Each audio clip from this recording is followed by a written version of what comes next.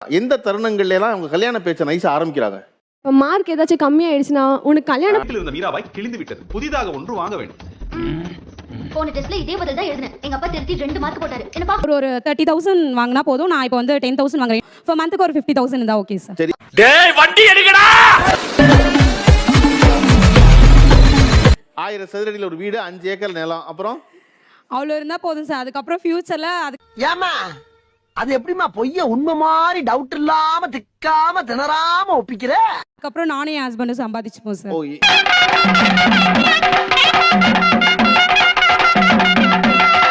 இப்பதான் சம்பாதிக்கிற ஒருத்தர் கல்யாணம் பண்ணிட்டா அந்த இடத்த டார்கெட் சீக்கிரம் அச்சீவ் பண்ணிடலாம்ல? அதுக்கு தான் சார் அவரை வந்து கஷ்டப்படுத்த விரும்பலைங்க சார்.